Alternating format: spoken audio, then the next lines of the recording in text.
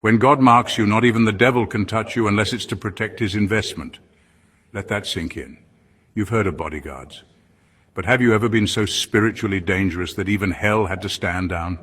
Listen closely. Most people have no idea what it really means to be chosen. They think it's about favor, miracles, and good vibes, but here's the raw truth. They don't tell you that being chosen means becoming a walking contradiction. You're attacked, hated, envied, yet still divinely protected in ways that don't even make sense. Here's a wild fact. Studies in neuroscience show that deep trauma survivors often develop heightened intuition and resilience. Now imagine combining that with spiritual anointing. That's not just survival, that's divine mutation, and that's you, chosen one.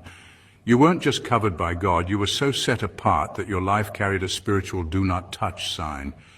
People tried to break you, but heaven had alarms. Demons tried to approach, but even they got nervous. You became so wrapped in divine purpose that even the devil had to say, yeah, not this one. Touching them might get me fired. But here's the twist. Now those same people who tried to ruin you, they're sitting in regret, clutching their chests like they're the victims, crying in group chats, stalking your glow like it owes them closure.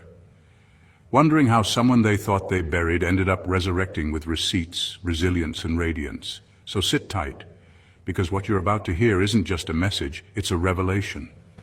A spiritual mic drop on why your anointing has not only confused your enemies, but shaken the hierarchy of darkness itself. Let's get into it. Number one, your anointing was so authentic. Even the enemy had to submit. Your anointing wasn't loud, but it was lethal to anything fake around you. You didn't have to perform, announce, or show off. Your presence alone made spirits uneasy, and not just people. We're talking about forces, energies, and realms that most don't even recognize exist. That's how real your calling is. You were born with a spiritual voltage so high, even darkness had to double-check before making a move on you. Some people got attacked, torn apart, and taken out completely. But when it came to you, there was a strange delay. Things would get close, but never hit. Plots would form, but fall apart mid-air. People would try to curse you and end up cursing themselves. That's not luck. That's divine jurisdiction. Even the enemy had to step back and say, we can't touch this one recklessly.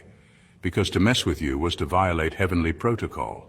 There are certain people that heaven protects like royalty. You are one of them. And the wildest part, you didn't even know how high your rank was. You were just trying to survive. You were just trying to heal, trying to be normal. Meanwhile, hell was holding emergency meetings wondering why you were still standing. See, the enemy works smarter than people give credit for. He doesn't waste resources on battles he knows he can't win. So with you, he tried subtle routes, through people, betrayal, manipulation, confusion. But even then, something would always block the full impact. That something was your anointing. It wasn't about you being perfect, it was about you being chosen. And because you were chosen, the spiritual realm recognized you as off limits. Your life was marked, not by trauma, not by failure, but by God himself. And now, the enemy is forced to sit back and watch you glow, watch you rise, watch you walk in full authority, because he couldn't touch you. So now, like everyone else, he's watching you become unstoppable. Number two, they didn't just regret losing you, they regret ever mishandling sacred territory. They thought they were just dealing with a regular person, someone they could toy with, discard, or manipulate when it suited them. But what they didn't realize is they were mishandling something sacred. You weren't just another friend, partner, or family member. You were divine access, a walking connection to grace, healing, and elevation. God placed you in their lives as a lifeline, but instead of recognizing it, they mocked it, they disrespected it.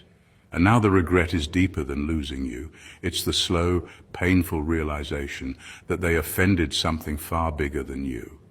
People don't always know what they're doing until it's too late. They thought they were playing games with your heart, but they were actually playing Russian roulette with a spiritual assignment. There are certain people in life who come with warning labels straight from heaven, handled with reverence. You were one of those people. You didn't come to them out of coincidence.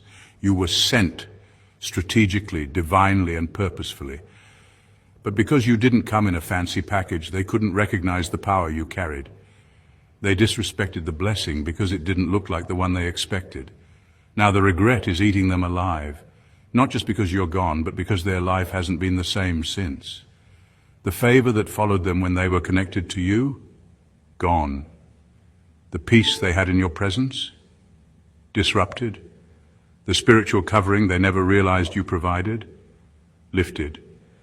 And all that's left is the memory of someone who was heaven sent, and the reality that they treated you like you were disposable. They thought they could walk away and upgrade. But instead they downgraded their whole life by severing a connection to divine order. You weren't just a person, you were a moment of divine alignment, and they didn't just lose you, they lost the favor that came with you. That's the kind of regret that doesn't go away. That's the kind of loss that hits harder after you're gone.